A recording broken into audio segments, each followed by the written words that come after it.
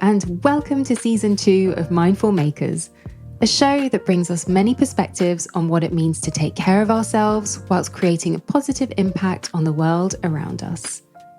We're kicking off Season 2 from a place that is incredibly close to my heart, my hometown, London. Being able to record an episode in London is a perfect reflection of what came out from last season, which is that the Mindful Makers community is vast, wide, and has no borders. You are truly a global community, and I am so grateful to be able to take the show on the road in this way to celebrate you. Another beautiful gift that I learnt from season 1 is that it takes courage, strength, and sometimes the support of a special few to be able to transform and create from a space of adversity, pain, or uncertainty. And to help me ignite the flame of season 2 is a lady who has done exactly that. She is a shining example of transformation from a place of adversity.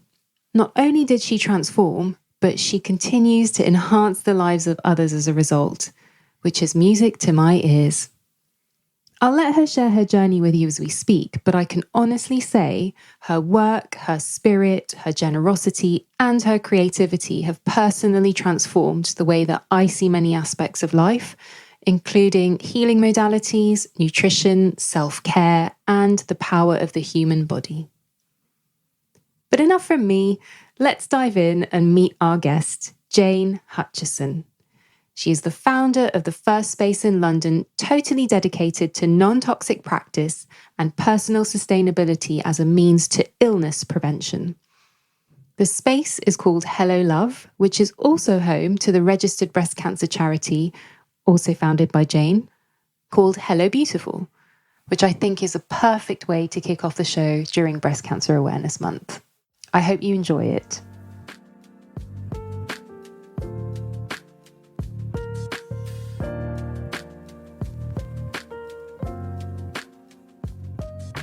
Jane, welcome to the show. Thank you. It's so great. Such a nice intro. I've been excited for this for ages. Thank you for taking time out of what I know is a very busy schedule for you and wanting to share your world with our community. I'm really, really grateful. Thank you. I also feel really honoured because we've been discussing this show for a while. I think from my research as well, I've seen your interviews in Vogue and on BBC, so I feel like there's a lot of pressure. I feel pressure now. So very pressure, but I hope we live up to your expectations of experiences that you've had. Seriously though, welcome to Mindful Makers. You. So I love to start the show by reflecting on where our mindful makers begin their journeys and the paths that they take. Could you tell us a little bit about your journey in creating Hello Love? Yes, so my background is design. So I'm a graphic designer by trade. So I worked many, many years, mainly in retail and branding design. And then I set up Hello Love Studio, which is a graphic design company. We do lots of international projects with different retail designers, basically.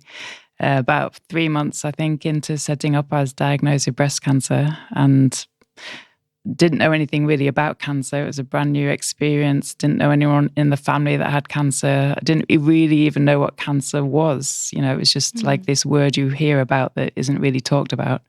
So the first week into treatment, I knew that I wanted to set up a charity. Decided yes, pretty much straight away, basically because of the way I was being treated at the hospitals. And I just felt like I was an old lady and an outsider and I was looked down upon, and I felt like I wasn't meant to be myself, like I was almost meant to have pity for myself because I had cancer and meant to all of a sudden become ill because that's apparently what cancer makes you do and feel. So first of all, I wanted to really create a charity that talked about art and art therapy and art awareness. And also I didn't know there was millions of types of breast cancer. I just thought it was breast cancer. And then I wanted to talk about the beauty of change and surgeries and not having to feel like you have to have a reconstruction and that flat is beautiful and all these pressures of society that, you know, are bombarded with us over the years, that just to start changing perspectives and help people talk about cancer more freely. I knew someone saw me in the V&A of a bald head and they said, I just didn't come and see you because I didn't know what to say. And I realized then that friends and people were avoiding me and not knowing what to say. So I wanted to make cancer, a more talked about experience. So yeah, we decided to set up a wellness space. Wow. Which was hella love. so incredibly eye-opening. We forget that there is, this C word does carry so much weight, but also it has such a spectrum to it and affects everybody in such different ways. But because it falls under this umbrella, somehow there is that kind of barrier into trying to raise awareness or perspective around it, or curiosity as well. And hats off to you for taking something from that deeply personal experience and shining a light on it in this way, because I feel like that's where curiosity comes, and you're able to start conversations, like you said, that definitely allow for more understanding, allow for more inner peace, that allow for something to cling on to when I imagine would be the most darkest times of people's lives. You expect them to be really dark. Like for me, I was like, I always thought like, if my parents got cancer, how awful it would be. But I think it's when it was myself, I almost felt in control right from the beginning. And I was glad really it was me and not someone close to me. So I almost felt empowered that it was me and not someone else right from the start. And also we wanted to create a space that was full of joy and colour and light and being vibrant, because you go to hospitals and all these medical places that are so white and clinical, and they just make you feel like you had terror straight away, and they make you feel, on edge and tense. So I wanted really to create a space that was just beautiful to go in, where people with cancer could come and not feel like they're in a hospital or a clinical space that stank of chemicals. So tell us a little bit more about this space. I've visited it and I think it's incredible. I mean, every time I come, I feel so inspired by the artwork that you have there, by the products you have there. But how did it slowly come to be? I imagine it wasn't like that from day one. Where did the layers start to come into Hello Love? Well, first of all, we decided to do lots of art exhibitions and awareness campaigns. So we did different festivals. We hired a gallery for a couple of weeks just to test the waters of how a space would start to become and grow. And then we were lucky enough it was only 3 years after I was diagnosed that we opened Hello Love. But it's completely changed since we opened the doors. It was empty, an empty shell. Even for the first year, it was just just a shell, because we had this space, but we really didn't know how to fill it. So we started to fill it with our own art.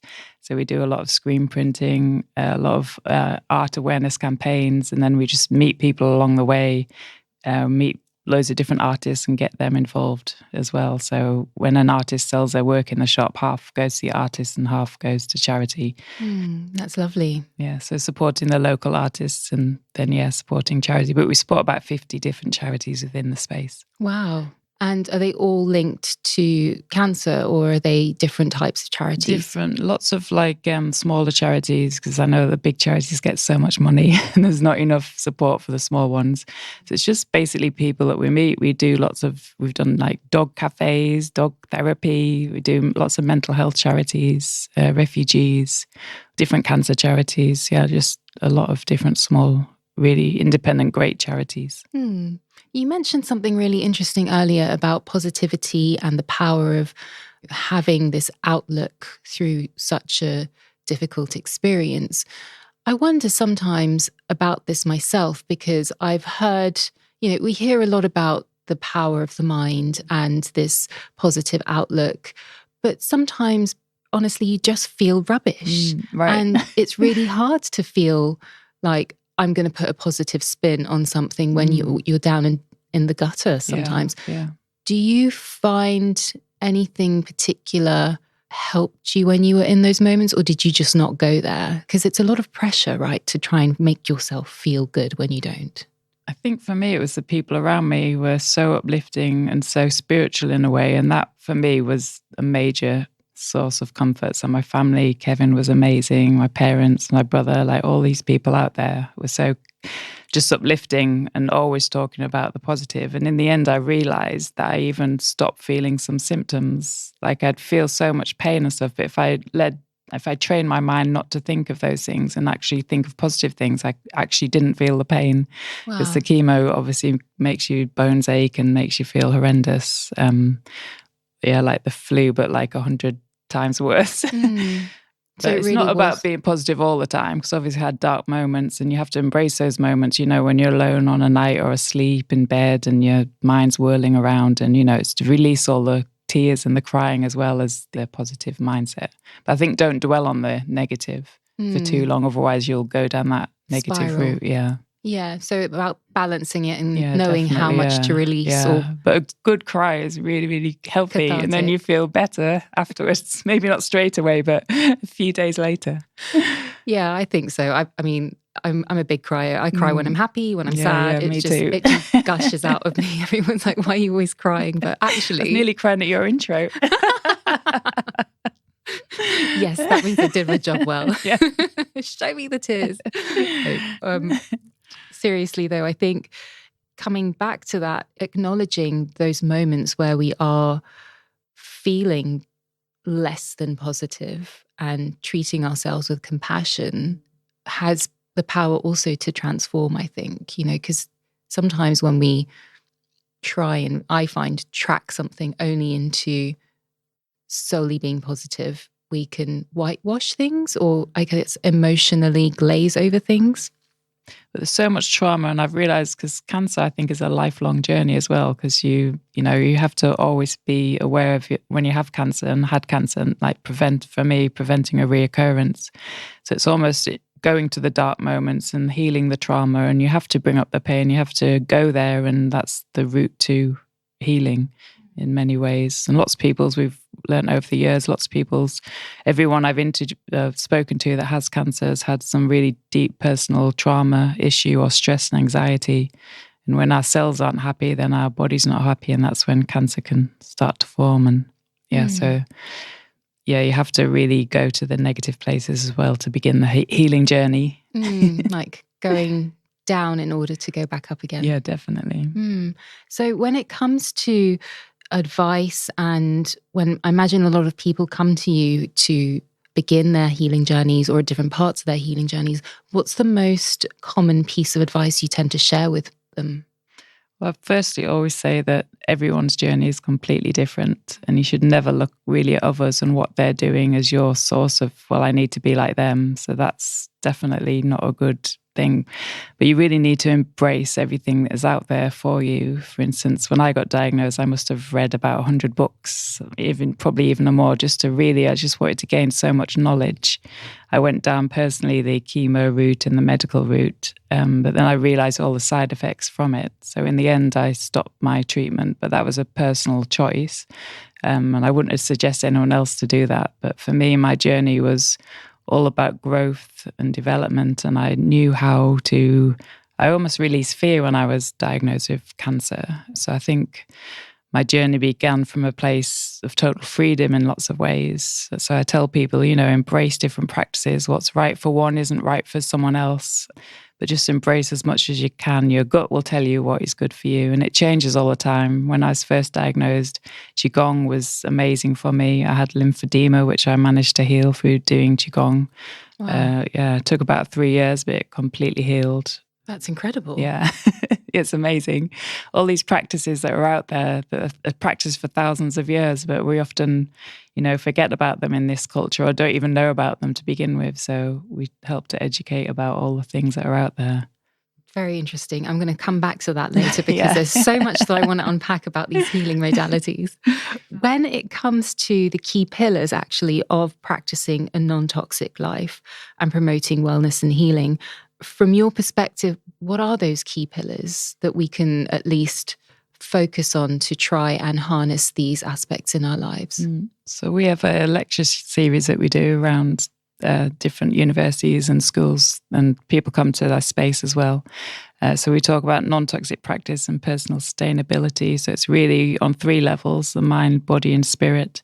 So the mind, just releasing negative feelings and thoughts, and really embracing holistic mindful practices, and then the body really having a plant-based diet, organic, whole foods without different chemicals and pesticides. So really getting rid of all of the chemicals that seep into our skin. They've dissected breast cancer tumours, and they can find that 80% of the tumour is full of everyday chemicals that we're using through our skin wash, through our hair care, even our makeup. One girl I met had eye cancer because she wore this toxic makeup all the time. So it's really learning about different parabens and different chemicals that are laced in our everyday environment. Even the paint on the walls, in Hello Love, we have non-toxic paint from Devon. So there's chemicals in all our environments. It's just helping to strip it out. And then the spirit really embracing more mindful, holistic practices to help with our spiritual journey on this planet as well, and how we treat each other. It's really important. And when it comes to things like paint, for example, not everybody can, I guess, change that about their environment if they're already existing in spaces, right, or, they haven't got access to that kind of resource. What would you say they can do about that? Well, this is what we say to everyone as well, because there's so much you can do in life to change, but it's not, you don't get stressed about it and don't have fear about it. And it's just over time you can change things. So say you repaint your house in 5 years' time, then think about doing that then. So every little, step helps. You can also have a lot of plants around you. So plants help too. There's a big study by NASA that proved that plants get rid of some of the chemicals in the air. We have loads of plants at Hello Love because we're in the middle of central London, which isn't healthy, but absolutely. There's all I've seen that road that you're on, and there's constantly like someone's doing construction or they're digging up the road. So we fill the space with loads of plants to help with that. There's also a Dyson filter you can get that helps. Oh, I love mine. Promoting. What I love about that is that it empowers us to look at our lives in its entirety, not just one aspect of it, saying that, okay, here's where we can put a bandage on something, but rather looking at how we can affect change for ourselves, for the environment, for society, for our friends, for our family, and all live in a more harmonious way. Definitely, right? Yeah. And the thing about Hello Love is you've also got places like the dojo where there are different practices that you also promote. How did you decide what practices should go in there? Because you've got such a wide variety, from like qigong to crystal bowl sound healing. I'm very curious, how did you arrive in them? I think a lot just happened as well, people that we met along the way. So everything comes from a place of healing. So every different practice is really thinking about the cancer patients first, but thinking everyone can come to the space, but cancer patients get free access. Okay, so you provide these classes and workshops for everybody. Yeah. But everyone, cancer patients can come for free. Yeah. And then the people that pay helps to pay for the free cancer patients. Lovely. Yeah. And you arrived at, so Qigong, how did you? So Qigong was from, again, my own personal experience. I got my own teacher initially to come and do some classes at Hello Love. So that I'd heard about Qigong and healing and just embraced it. And I just saw the massive benefits. Helps you drain your lymphatic system, and it's just so beneficial. It's absolutely amazing. It heals different organs in your body as well. And you can feel energy going through your body. And I remember my teacher saying, you're not an expert in 5-10 years. His teacher told him that it was like a lifetime. Even when you're 90, you can't say you're an expert. Wow. I love that way of life, yeah. Always learning, always progressing, always evolving. Yeah, definitely. And rebounding, I've heard that that's a massively important tool in order to detoxify the lymphatic system as well. Yes. Tell me a little bit more about that. So it's weird because we've had rebounding on for, I'd say, 3 years. And at the beginning, no one came at all. I was just rebounding myself. Oh, bless you. But now people come all the time. I don't know what's happened, but I think it's just the knowledge in society as well. When people hear about things, then they start to come. So yeah, rebounding is amazing. Just 2 minutes and your whole lymphatic system is drained. So it helps get rid of everyday toxins and it speeds up that process. So yeah, it's absolutely amazing. And that helps again with lymphatic drainage. If you have lymphedema, and helps your whole body detox. So the toxins actually start coming out of your skin. Can anyone do it? Anyone can do it, yeah. My mom does it. Yeah, it's really fun as well. It's not, some things you do a bit, people are like, oh, I can't be bothered. But you could do it watching the telly, Wow. it's really nice. Just like jumping on a trampoline. Yeah, it's good. But we also have practices like we've really got into things that I didn't even know myself before we opened the space. So outer body experiences, lucid dreaming. So embracing your dream state and being able to be conscious within your own dreams and start to heal from within. So all these different things. Is that something that you can learn? Everyone can learn it. Anyone could even learn to have an out of body experience. It's absolutely fascinating. Wow. Yeah. I thought you'd have to take some banned substances in order to do that. Yeah, that's the thing, right? We don't know much in life really, and there's so much out there that we need to learn and explore that will help us in our daily lives. I've now learned to lucid dream and it's unbelievable. Oh, wow. I definitely need to hit you up about that, because that sounds incredibly fun. So in terms of setting up Hello Love, you were in this space where you'd been diagnosed and you were having treatment and your life as you knew it had changed. And fast forward a few years later, you're healed, you're well, you're teaching everybody about all these things that you've learned along the way. Were there any times when you were going through the journey of setting up Hello Love to what it is today, where you felt there were big challenges? And if so, what were those challenges other than your health? Yeah, so many challenges along the way. Even when we first started, people said, don't bother doing it. It's not going to work. You'll never generate enough income to keep it running. We didn't even have enough income to begin with when we got the place, and the landlord wasn't nice at all, and he wanted a year's rent up front, and he increased our rent because he knew we were a charity. So all these different obstacles were happening. And we were like, we're just going to go for it. So even when we had lots of pro bono work along the way, doors just kept opening. So my old design company did some design work for me. Another friend and her company donated the kitchen. So we had all these like free add-ons. Then we got an amazing law firm to do the contract for the space. But there was so many challenges. But I think when you come from a place where you're like, now me and Kevin, like this is a life of service for us, like just helping other people. I think when you come from that place that you want to help, I think the universe or whatever it is just opens doors and makes things happen. So yeah, I just think that any challenges, it's not like, it's just being open to them as well and open to change, and even directions we go down might be a brick wall. So then it's like, if something else comes up, just go with it. I guess the lesson I would take from that is not letting anything stick too long, even though it is a bump in the road. Yeah. And not think that anything can't happen as well and can't be done. So even when we didn't have the money, we didn't say, well, let's not bother. Let's just get a proper job somewhere else or work for another charity. We just, in our hearts, we were like, no, this is meant to be and it's meant to happen. And so many spiritual things happened along the way as well. That's incredible. Yeah. Little signs from the universe. Little signs, yeah. So from the workshops and classes and the guidance that you organise in this space, have you seen a particular shift in demand over the last few years? Or have you gravitated more towards a specific area where you know you can help others the most? Has there been like a particular pattern that you've noticed?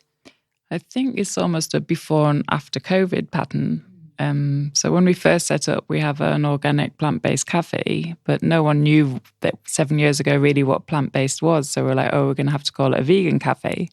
So even then, vegan doesn't actually mean it's healthy. So that's why we wanted to call it plant-based. But people would come in and we'd sell, we don't have any sugar, and people would be like complaining, getting angry that we didn't have sugar. They'd get angry. Yeah. Wow. People shouting abuse, all sorts. It's okay, people. You can find your sugar elsewhere. Yeah. Fret not. Just don't go to see Jane. No. But then we don't have dairy, and people, I'd say 8 out of 10 people used to leave, even get angry as well that we didn't have dairy. How could we not have dairy? But since COVID, I think it's opened people's mind to, really embracing self-healing techniques and being more aware of their own health and things they can do to help every day.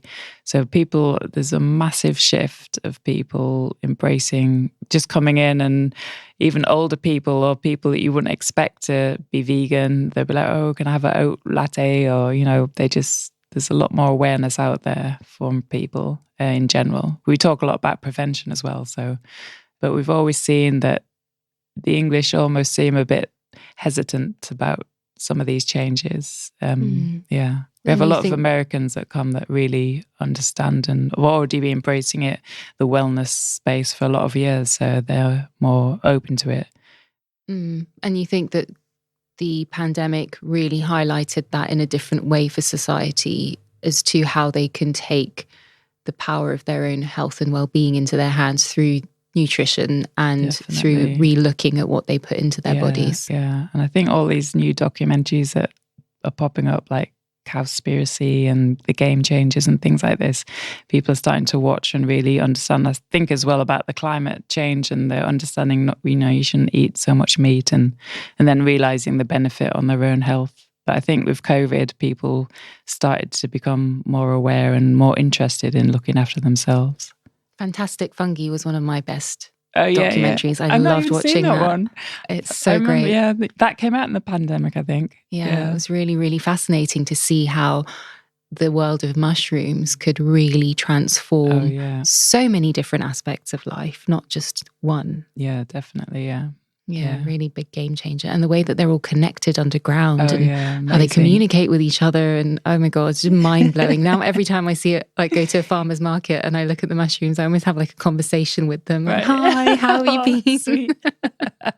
They could be really useful. Yeah, incredibly useful. Yeah, especially for mental health and all sorts of different practices. And not even that. I mean, even just the reishis, the turkey tails, definitely.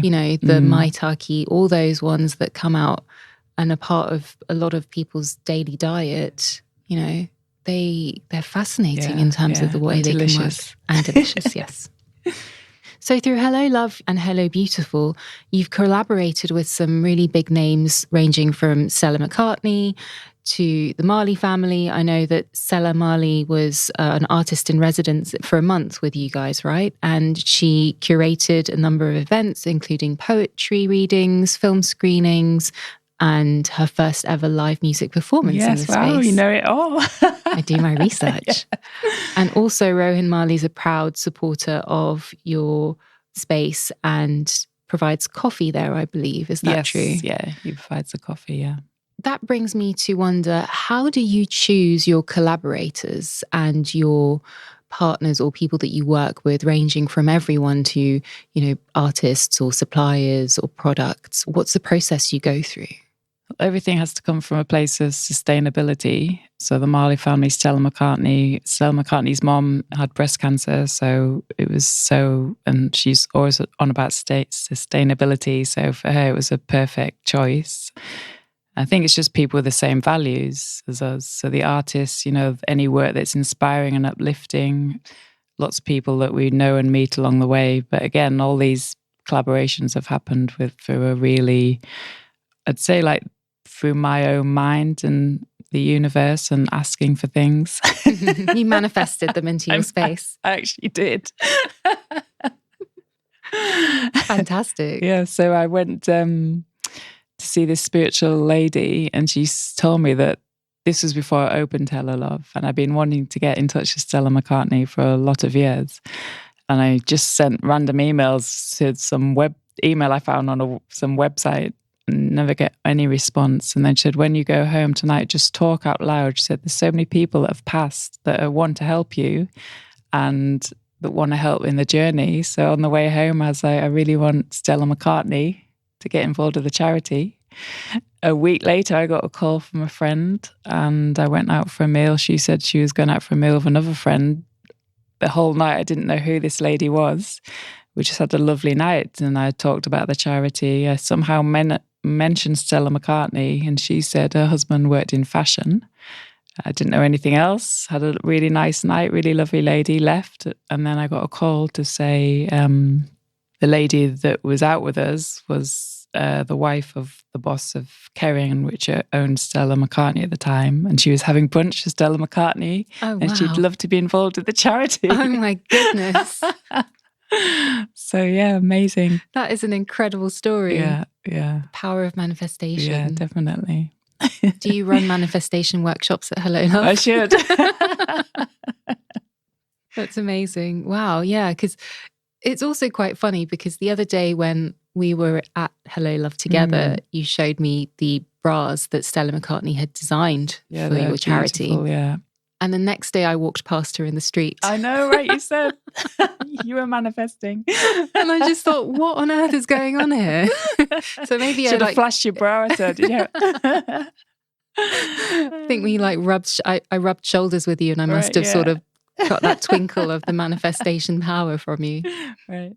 So what would you say are any of the particular practices for you that ground you during times of chaos or during times of uncertainty? Well, for me, I think I've tried everything, all different practices. So I really embrace them. Everything we do at Hello Love, I really delve deep into them and see what's right for me. But I think mindfulness is something I do all the time. So even with Qigong, you learn how to do walking meditation. So just being aware of your surroundings, always just being in the moment, not thinking, not stressing about the future, not thinking about the past. So that's been a massive part of my daily life, brings me back really grounded.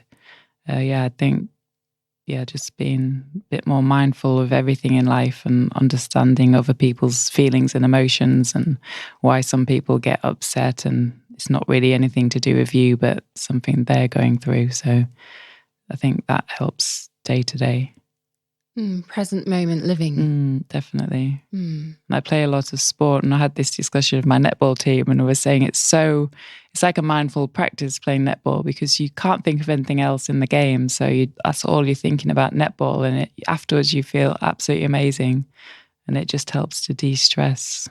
Swimming as well. Practices where movement and the body is put into motion. Definitely, have incredible power. And I think I've seen that as a recurring theme through our mindful makers as well. For me personally, it's dance. I know that whenever I'm at 5 Rhythms, I could just disappear onto another planet, literally, and it's phenomenal how I feel afterwards. Yeah, definitely. All things like that. Yeah.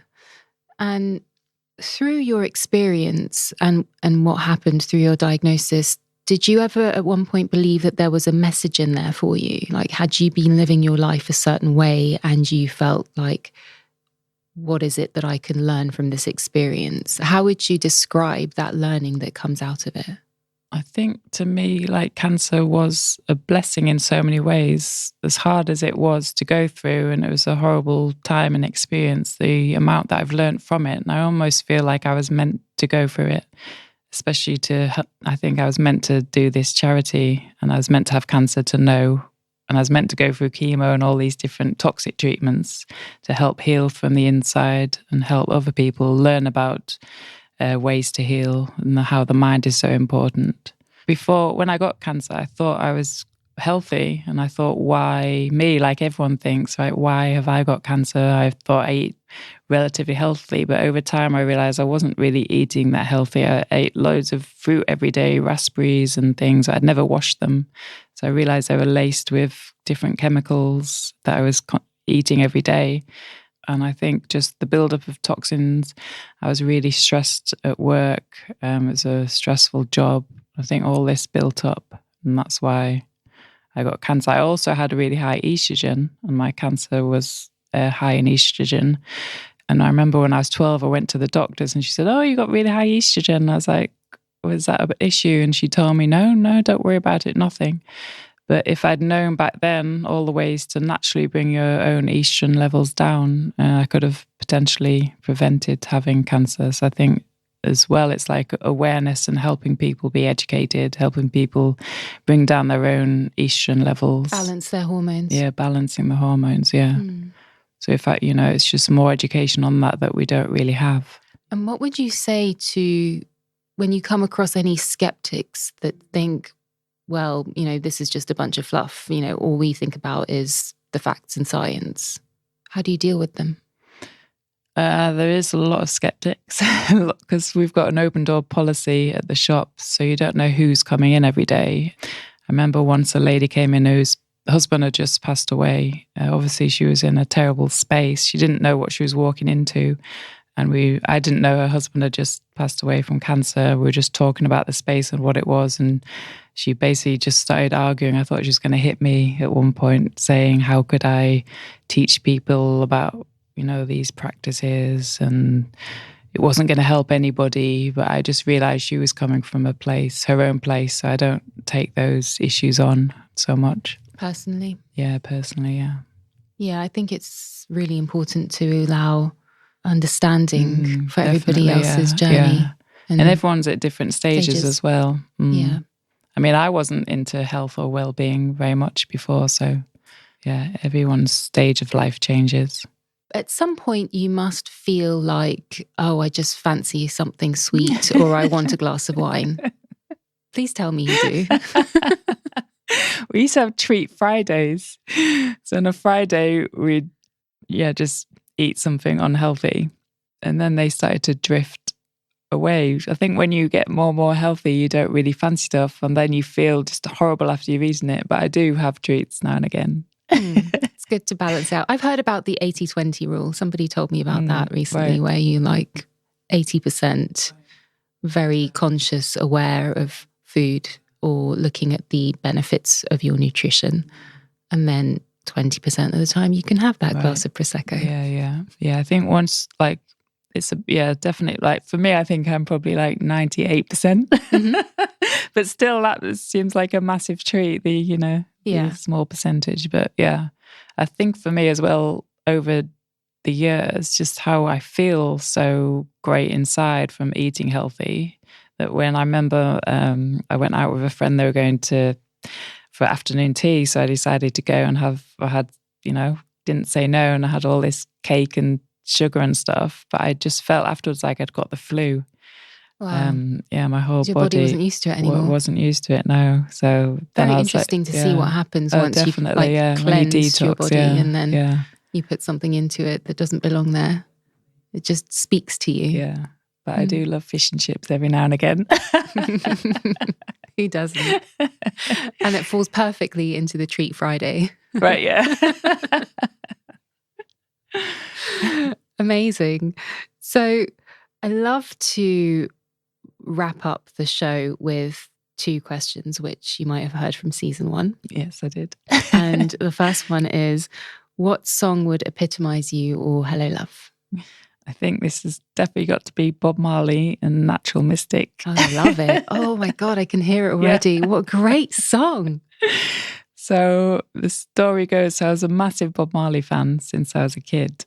And the day Sailor Marley, who collaborates with The Space, me and Kevin were shutting up one Friday evening, but something just told us just to not leave the shop. So we just sat down in the front window. We were just chatting.